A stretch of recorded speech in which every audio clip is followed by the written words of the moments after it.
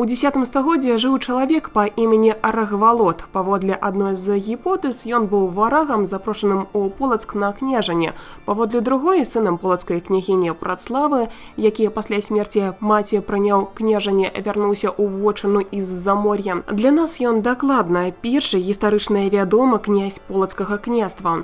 У 966 годзе жонка нарадзіла Рагвалоду дачушку Рагнеду, якая ў выніку трапіць у тарантінаўскую гісторыю, што славіць яе ў вяках. Гады ранняга дзяцінства хуценька прамотваем, бо замуж не дрэмлем. Рагнедзе спаўняецца 12 год, і да яе засылаюць сватоў.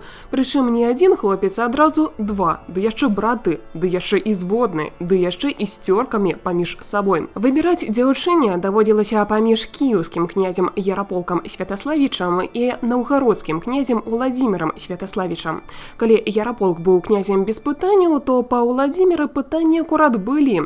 Яго мама была ключніцай пры двары бабкі княгіні Вольгі, дарэчы, капец брутальнай цёткі. Такім чынам Уладзімір быў таго прынцам-полукровкай. Дык вось паўстаў перад 12гадовай князёўнай выбар паміж шаноўнымі панамі. Дзяўчынка, канешне, лепш бы бурбалкі мыльныя ў неба пускала, ды вяношкі пляла, але выбар зрабіць было проста неабходна, бо адмовіць абодвум значыла б моцна пасварыцца і з Кіевам, і з Новгарадам. Бацька Рагвалод карак пачухаў і падумаў, што трэба Яраполка зяцем браць, бо крыўда Уладзіміра менш небяспечная. Кіеў, несумненна, больш магутны сам па сабе. Так як дыпламатыя не наш канёк, Рагнеда адмовіла Уладзіміру словамі «не хачу развуць рабыніча, хачу за Яраполка». Карацей, пакрыўдзіла дзеўка князя, нагадаўшы яму пра спрэчныя паходжанні. І тут панеслася. Абражаны адмовай Уладзімір пайшоў паходам на Полацак, разбіў войска Рагвалода, захапіў горад, забіў бацьку, маці і двух братоў Рагнеда, а яе гвалтоўна зрабіў сваёй жонкай і даў ёй імя Гарыслава. У гэтым жа годзе Уладзімір здзейсніў паход на Кіеў, забіў брата Яраполка і заняў вялікакняжацкі прастол. Рагнеду ён перавёз у Кіеў разам з другой сваёй жонкай, скандынаўкай Аловай. А вось сказала б малая нешта накшталт «справа не ў табе, справа ва мне», дык мо зусім інакш вырашылася б. Пасля нараджэння першага сына Ізяслава і дачкі Працлавы Уладзімір падарыў Рагнедзе вёску Працлавіна ў наваколлі Кіева. У навакольных вёсачках жылі і іншыя жонкі князя. Было іх 6 ці 7.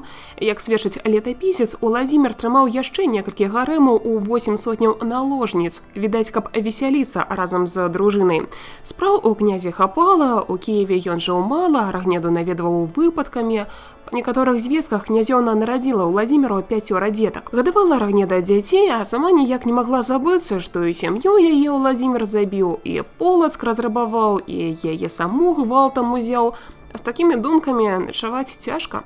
Аднойчы ноччу, калі Уладзімір спаў, яна кінулася на яго з кінжалам. Князь прачнуўся і паспеў адвесці удар.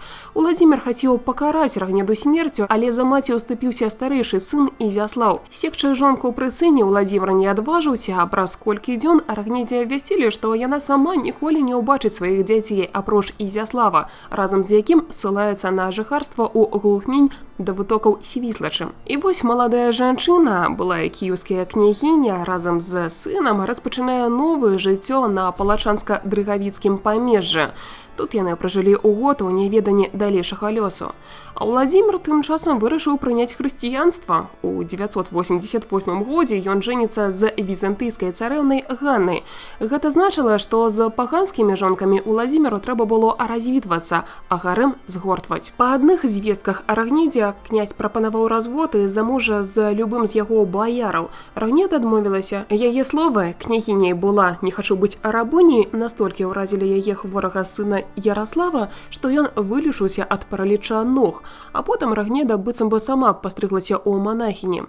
Але ёсць і іншая версія, паводле якой ніхто нічога Рагнедзе не прапаноўваў, а пострыг адбыўся прымусова. Стаўшы манахіняй, Рагнеда, яна ж у замужжа Гарыслава, займела новае імя Анастасія. Паколькі чарніца павінна дбаць толькі пра Хрыста, у яе аднялі сына, пасля чаго замкнулі ў келлі, а Ізяслава павезлі ў Полацк.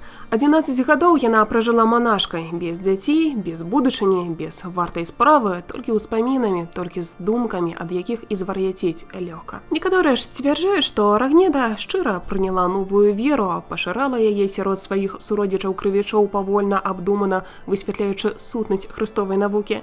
І сапраўды, дзякуючы Рагнедзе, хрысціянства пашыралася спачатку на родную ёю Полачыну, а потым на Смаленшчыну і іншыя крывіцкія землі. У горадзе Ізяслаўле, названым імем старэйшага брата Ізяслава, цяпер Заслаўя, Рагнедае быў заснаваны манастыр, дзе яна і памерла.